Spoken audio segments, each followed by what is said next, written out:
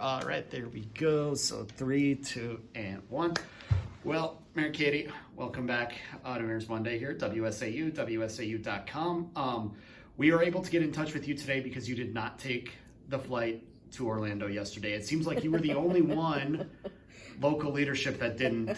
Tell us, when are you going to Orlando? When are you going to take advantage? I probably won't be going to Orlando anytime soon. So sorry, everyone in Florida who's missing out on this. Yes. Sorry, everybody in Florida who's missing out on goat talk and everything else like that right now. But yes, we say a few scores of people in Orlando right now from central Wisconsin. But we found out yesterday that, I don't know, I may be breaking this news to you. Breaking news. We found out yesterday that the heat map for this new Avello flight from the central Wisconsin airport down to Orlando covers an area from Superior to the Upper Peninsula of Michigan, all across the state. This is something that I think early on they're seeing a lot of success with, and that's obviously going to mean success for Wausau. Oh yeah, we love it when people have the opportunity to have access to all the things they want to have access to, even if it's access to vacation, right? So you want to live somewhere where you can also get out of here, right? I like to vacation too, so It's good.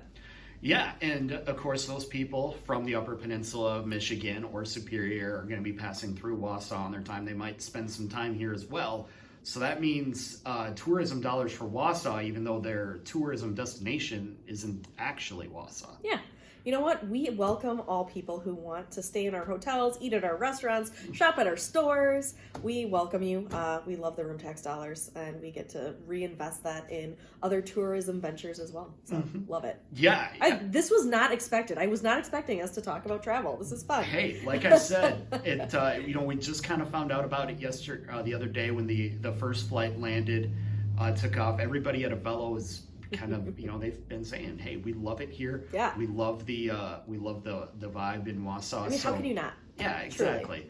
So that they're already talking about expanding here. So this is something that's obviously been a very good thing for the region. I would take a direct one to DC. Just throwing it out there. Don't read into that too deeply. No. Not read into that too deeply. Or do. Feel free. The next conspiracy. Exactly. So that's, I thought that would just be something. So fun. Yeah. Instead of the kicker, it's the beginning. Not? Yeah. Why not? Because there's obviously a lot going on here. So much going on. Yes. I'm surprised you even were able to get a meeting with me because it's pretty tight here these days. Yeah, and it is. And of course, budget season is in full swing. And that's why. Yes. Where are we percentage-wise, 1 to 100? How complete is the budget right now? Oh, well, so here's the thing. My part of it is largely complete.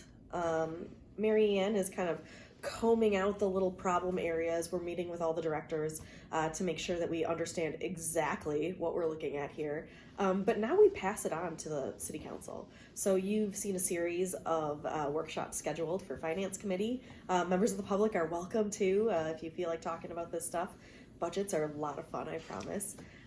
So we're passing it on to them. It's their turn to take a kick at that can, and we'll see what they think, if they like what we presented. I don't expect this to be much like the state budget negotiations where they tear it up and throw it out and start over. But we expect to have good conversations, especially over things, we're calling them supplemental budgets. So we've got departments that want to do new things, so they're presenting those ideas too. Yeah, and that's all part of the puzzle that you have to put together, because you present the budget to the council. They can either pass it or not. Yep. Because it's not you that has the final say. It's not Finance Director Mary Ann Groth that has the final say. I don't even have a Franken veto. Yeah, that's right. No line item vetoes. So this is all got to work together in synergy. Yeah, big time teamwork. And so we like to give a little bit of flexibility because there are going to be places where they're going to see successes that they want to see continue. Maybe they're going to say, let's pull the pin on this one. It's not quite working. And there might be new investments they really want to make in our community. So we like to leave a little bit of flexibility, but also we like to give a pretty solid picture of where we think we're going. And then on top of that, they could also say, wait a minute, we want to spend more money on streets this year. And they might look at the capital improvement street plan and say, instead of doing the top 3, we're going to do the top 6 or something like that. That would be great, wouldn't it? Oh, absolutely. I don't know where they're going to pull from to get it to happen, but that is an option, right? Yes. The budget does belong to the body. Yes. So what do you think residents can expect then coming up, at least as far as the document looks right now? Yeah, so right now, we were talking a little bit off camera before about the cost to continue, and that's basically with everything that we did this year in 2023. If we only did that next year in 24, it would cost us $2 million more. So we obviously had to figure out like where can we pull, where can we find partnerships and things. I think we're down to a couple of tens of thousands of dollars now. We figured it out, but it's expensive to do things next year that we did this year. So you can expect a lot of the similar services. We've talked a lot about working with the universities to see how we can get new kinds of, like, supplement the work that our departments are doing. So we have some students that are pitching projects to us, and we pitch projects to them. So that's kind of a new thing that we're working on that should see cost savings, hopefully. Mm-hmm. So yeah, you can see a lot of that. Obviously, water's huge. Still, we'll probably continue the discussion over the pilot payment and those kinds of things. I expect kind of a big debate about. And then obviously borrowing, some of the things that we do, we're going to borrow for it. And so the debate will hit the body about that too. Right. And that's obviously a big thing because yeah. the city has already borrowed a significant amount of money for the drinking water program. The ratepayers, if you haven't seen that already, you're going to be seeing that in a couple of weeks, the rates going up like that. So that's obviously a big piece of the discussion as well, because you want to keep the property taxes as level as possible because your residents are already paying extra for the water. A lot of our taxpayers are also ratepayers, right? And some of our ratepayers are not taxpayers. You have your nonprofits and your churches and things like that too. So yes, you're going to see a lot of emphasis on that. I know that we've already had discussions even before the rates kicked in about, are we sure we want to move forward with more spending on things when the taxpayers are already taking this on, and especially the rates. So I know I got my new bill. Gene and I were talking about it. Ours both went up about $40 for the quarter for us. So, that's what happens. Exactly. And as far as the water goes, how is that project going? Well, we're moving ahead. I can't remember if we talked about this already, but at our last Utility Commission meeting, we accelerated the granular activated carbon project.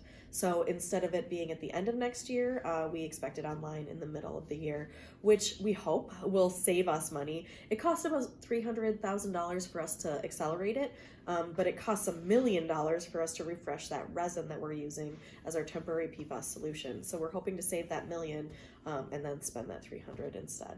Yeah, and as far as lead pipes go... Oh man, lead pipes! Yes, can we expect to see a small sampling of residents next year getting their lead pipes replaced for pennies on the dollar, hopefully? Yeah, so we are moving forward. We got our preliminary notification of the award we will get for lead pipes. So really looking optimistic. As kind of a history and context here, we've been doing maybe between 40 and 100 lead pipes every year with our road construction coinciding, and that's the amount of dollars we've been getting. Next year we're looking at trying to do 500. So it's a huge increase, but it's not as many as we're looking at in future years, like 1,000 or 1,500. So pilot program next year. We're moving ahead with that too. So you can expect maybe some more information on that in November.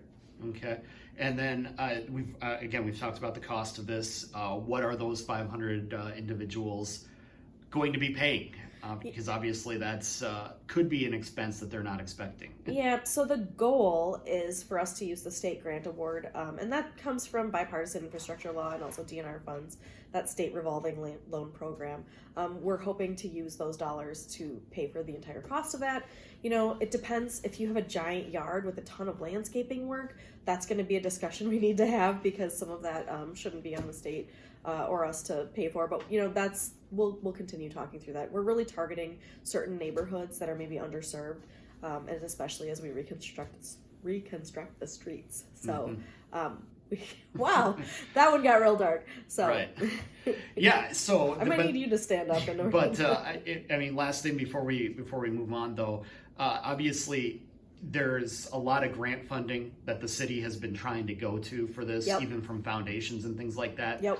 What has been the reception to that, or has the city already been awarded some? Yep, super positive. So we've got a lot of, thank you very much. Yes.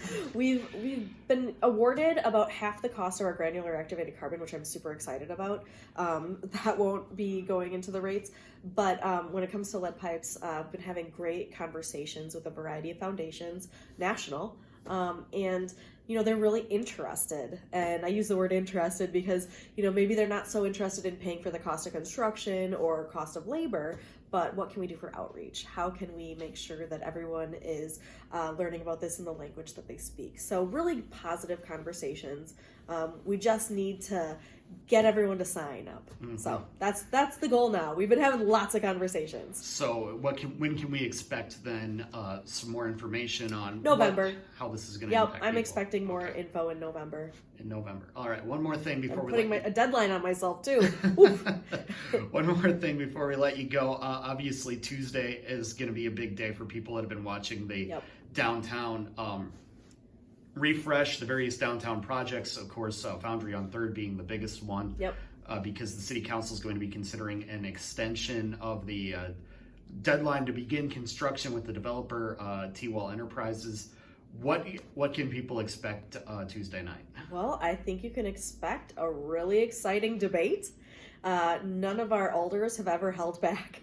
So I expect some more of that.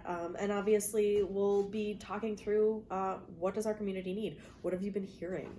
Because I've been hearing from quite a few folks about how they feel about this project. And, I'm ready to finally have a decisive decision on the deadline discussion. So I expect it to be exciting. And then what exactly is the action that's being proposed right now? now? I mean, if we boil it down to what they're acting on, it's do we give them an extra 9 months to start the project? Obviously, we were anticipating it getting started in September. It didn't. Lots of different reasons that they told us. So that's what we're looking for. But it's complicated with Wausau because it's never simple. But we have this kind of multi-party agreement with both WAS and with T-Wall Enterprises. So that was the sticking point. We have all agreements ready to go for the agenda, which will be out. We're talking on Friday, but you'll see it by Monday, so you'll be able to see those agreements. Then the agreement with the city and WAS obviously was something that was supposed to be discussed a couple of weeks ago. Wasn't ready for the packet. Obviously, when lawyers are involved, everybody wants to check it over and then double check the work and maybe triple check somebody else's work. But what does that agreement boil down to, and why is that so important to the project? I just want to say, we really appreciate all of our attorneys and their fastidiousness. They're really good at finding details and making sure that what we're saying is what is being written. So yes, sometimes it takes time. So ultimately, what we were debating with WAS and with us was between the cost of calling off our soil remediation company that we had hired. We sent it out to RFP. They showed up on the day. And the folks on site said, I'm going to have to stop you here. So we want to make sure that contractor is paid for the work that they were supposed to do. They don't lose out. But we also think that it wasn't us that called them off. So we would like our partners to be on the hook for that one. Yeah. And then once action does get started, or if action does get started on the site, then do you have any idea what the timeline is going to look like then, when it's going to be completed, when they'll finally be putting some tax dollars back into the city? Oh man, I wish I had a crystal ball. But we're looking at next summer for the commencement date. So if that's what's voted on, as it appears in the contracts and in the materials, that's when we would expect it to start. Yes, because I know one thing that you have said in these meetings is we don't want to come back in March and all of a sudden have another 6-month delay or a 4-month delay or something like that. So is this really the only delay? I'm sure that's a question that you've asked of the developer. I can't even tell you how excitedly I've asked that question multiple times in multiple ways, and for varying degrees of politeness. So yes, this is what we've come to the conclusion on, and my expectation is this is going to be it. But, you know, I wish I had a crystal ball. We've come back to the drawing board multiple times on multiple projects around here. So it's not outside the realm of possibility, but my expectation is that we get started if we vote on this and we vote in the affirmative. All right. Well, we always appreciate the time, Mary Katie. We'll look forward to chatting again next month and continuing the lead pipe discussion. Oh man, I'm so excited to continue that discussion.